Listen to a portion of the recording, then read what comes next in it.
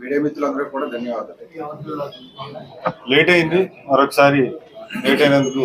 మన దేవదేవుడు ఆ కలియుగ దైవం ఆ వెంకటేశ్వర స్వామి లడ్డూ ప్రసాదంలోనే కల్తీ జరిగి, అదంటే గత ప్రభుత్వంలో అందరం కూడా ఎవరైతే మన భక్తులు మనోభావాలు దెబ్బతినేటట్టు అందరూ కూడా చెప్తూ ఉంటే ఎక్కడా పట్టించుకోకుండా వాళ్ళు చేసింది కూటమి ప్రభుత్వం రాగానే మనకి దాన్ని ఎంక్వైరీ చేసి దాని ఎన్డీవీ ద్వారా జంతు కొవ్వు కలిసిందనే నిర్ధారణ చేసిన తర్వాత మా జనసేన పార్టీ అధ్యక్షులు పవన్ కళ్యాణ్ గారు కూడా దాని గురించి ఆధారాలతో మాట్లాడటం జరిగింది.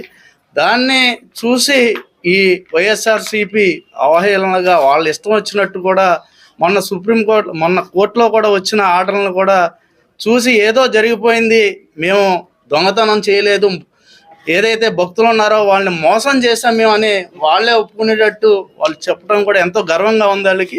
అంటే ఇంత విధ్వంసకరం అంటే ఆ ప్రభుత్వంలో చూసాం వాళ్ళందరూ కూడా ఎక్కడా కూడా ఒక రాజధానిని కూడా నిర్మించకుండా చేసి రివర్స్ టెండరింగ్ చేసి వాళ్ళు కూడా ఎంతో దుర్మార్గంగా చేసి, అలాగే పోలవరం ప్రాజెక్ట్ కూడా వాళ్ళు చేయకుండా చేసి ఈ రోజున మనకి 60,000 లీటర్లని 68 లక్షల లీటర్లని నేను కొని, అలాగే దగ్గర 20 కోట్ల లడ్డూలను తయారు చేసి భక్తులందరికీ కూడా ఇవ్వటం జరిగింది. దాంట్లో సుమారుగా అంటే ఏదైతే వీళ్ళు చేశారో వాళ్ళకి వాళ్ళ కింద నాయకులకి వాళ్ళ అధినాయకుడికి కూడా అందేటట్టు 230 కోట్లని అక్కడ దుర్వినియోగం చేసి ప్రజాధనాన్ని, అలాగే ఆ దేవుడి సొమ్మును కూడా కాజేశారంటే వాళ్ళకి ఆ దేవుడి మీద ఎంత భక్తి ఉందో కూడా మనమే చూడాలి. వాళ్ళకి అంటే దైవం మీద వాళ్ళ నాయకుడికి ఆ వైఎస్ఆర్సీపీ అధ్యక్షుడికి ఎట్టి పరిస్థితుల్లో కూడా నమ్మకం లేదు. ఎందుకంటే ఎప్పుడూ కూడా డిక్లరేషన్ ఇవ్వకుండా కూడా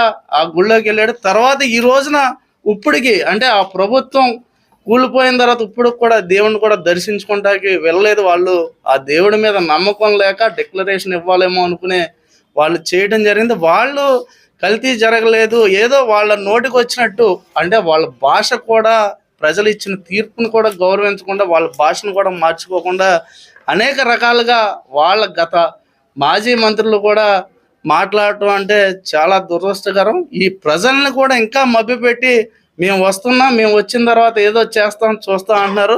వాళ్ళు వచ్చారు, చాలా చేశారు, చాలా చూశారు. ప్రజలు కూడా ఓపిక పట్టి చివరికి వాళ్ళకి ఆ 11 స్థానాలకే ఈరోజు కూర్చోబెట్టినాక కూడా వాళ్ళ భాష కానీ వాళ్ళ పద్ధతులు కానీ మార్చుకోకుండా చేశారు. గతంలో చూశారు మీరు, వాళ్ళ తండ్రి గారి ప్రభుత్వంలో చేసిన అధికారులు ఈ రోజున జైలుకి వెళ్ళటం కూడా జరిగింది. ఆ రోజున అంటే ఈయన చేసిన పనులను బట్టి ఈ రోజున వెళ్ళటం జరిగింది. ఇప్పుడు కూడా అంటే గత వైఎస్ఆర్సీపీ ప్రభుత్వంలో చేసిన అధికారులను కూడా దుర్వినియోగం చేసి వాళ్ళని కూడా జైలు పాలయ్యేటట్టు, అంటే వాళ్ళకి ఎక్కడా కూడా ఈ రాజ్యాంగం మీద కానీ ఇంకొక దాని మీద కూడా వాళ్ళకి నమ్మకం లేకుండా వాళ్ళు సొంత రాజ్యాంగాలను అమలు చేసి అధికారులను కూడా ఇబ్బంది పాలన చేసి ప్రజలను కూడా అంటే ఎక్కడా కూడా ప్రజల్ని ఎదగనివ్వకుండా, అలాగే ఏ పని కూడా జరగనివ్వకుండా వాళ్ళకి ఎంతసేపు స్వార్థం వాళ్ళ సంపాదనే తప్ప వాళ్ళంతా కూడా దాచుకుని తింటాకే వాళ్ళ ప్రభుత్వం వైఎస్ఆర్సీపీ ప్రభుత్వం పనిచేయడం జరిగింది. ఈ రోజున ఇక్కడ ఇంకా కూడా అంటే ఆ విధ్వంసం నుంచి వికాసం వైపు వెళ్తున్న ఈ ప్రభుత్వాన్ని చూసి వారవలేక అంటే వాళ్ళు చేయలేని పనుల్ని ఎంతోమంది పెట్టుబడిదారులు కూడా ఈరోజు ఈ రాష్ట్రంలో అనేక పరిశ్రమలు పెట్టడానికి వస్తున్నారు. అలాగే మనకి ఇంకా చూశారు, వాళ్ళందరినీ చూసి మనం ఎట్టి పరిస్థితుల్లో కూడా దీన్ని ముందుకు వెళ్ళనేకూడదు, ఈ రాష్ట్రాన్ని అభివృద్ధి పరచనేకూడదు, ఏదో విధ్వంసం సృష్టించి అంటే లేనిపోయిన అపోహల్ని కలగజేసి అందరినీ కూడా భయభ్రాంతులకు గురి చేద్దాం అనే ఉద్దేశంతో అంటే మీరు గతంలో చూశారు ట్రైన్లను కూడా తగలబెట్టి ఆ రోజు ఇన్వెస్ట్మెంట్ వైజాగ్లో జరుగుతూ ఉంటే దాన్ని కూడా రాజకీయం చేసేటట్టు చేస్తూ ఈరోజు ఒక వ్యక్తిగత కారణాలతో చేస్తే దాన్ని కూడా పార్టీ రంగు పులిమి మీ పార్టీలో చేస్తున్నట్టే అవన్నీ మనుషుల యొక్క వ్యక్తిగతంగా జరిగిన దాన్ని కూడా పార్టీపై వచ్చేటట్టు చేయడం చాలా దురదృష్టకరం. మనకి మా శాసనసభ్యులు శ్రీధర్ గారు చేసింది అతను వ్యక్తిగతంగా చేసినా కూడా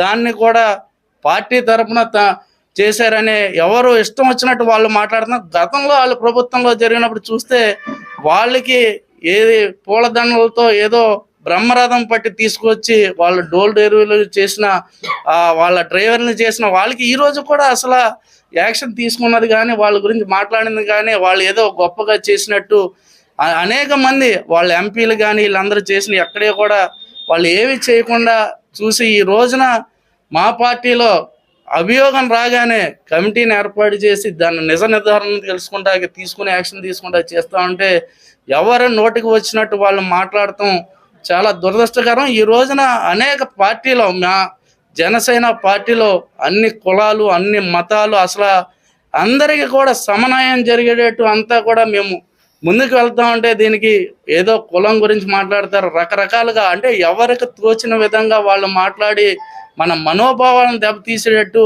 వాళ్ళు గొడ్డల వేటిని ఎలా గుండుపోటుగా తీర్చిదిద్దారో మనకే తెలుసు. ఎందుకంటే వాళ్ళ చిన్నాన్నే అలా చేసిన వాళ్ళు ఇంకా మనకి ఏం చేస్తారు అనేది కూడా ప్రజలందరూ కూడా ఆలోచించుకోవాలి. వాళ్ళ యొక్క విధ్వంసానికి మన ప్రజలందరూ కూడా ఈ రాష్ట్రమే బలైపోయింది. చీకటి రోజుల్లోకి వెళ్ళిపోతే అందరూ దాన్ని గమనించి ఈ రోజున ఈ కూటమి ప్రభుత్వానికి అత్యధిక మెజార్టీ ఇచ్చి రాబోయే తరాల భవిష్యత్తు కూడా నిలబెట్టుకునేటట్టు మన అందరం కూడా ముందు పదంలో వెళ్తున్నాం. ఇదంతా చూసి వారవలేకే వైఎస్ఆర్సీపీ చేస్తున్న ఆగడాలు వాళ్ళకి ఏమీ తెలియకుండానే అన్నిటిని కూడా తెలుసు అన్నట్టు వాళ్ళందరూ చేస్తున్నారు. ఎందుకంటే గతంలో చూసారు ఋషికొండ మీద కూడా ఋషికొండ ప్యాలెస్ కట్టుకున్నాడు తప్ప పేదవాళ్ళకి ఇల్లుకి అక్కడ ఎక్కడ కూడా కాలనీల్లో మౌలిక వసతులు కూడా ఏర్పాట్లు చేసుకోలేకపోయాడు. అంటే అతనికి అంత ముందు చూపు ఉంది ప్రజల పట్ల కానీ రాష్ట్రం పట్ల కానీ. ఆ వైఎస్ఆర్సీపీ దాని పార్టీకి చిత్తశుద్ధి లేదని మీ అందరికి కూడా తెలియజేస్తున్నాం.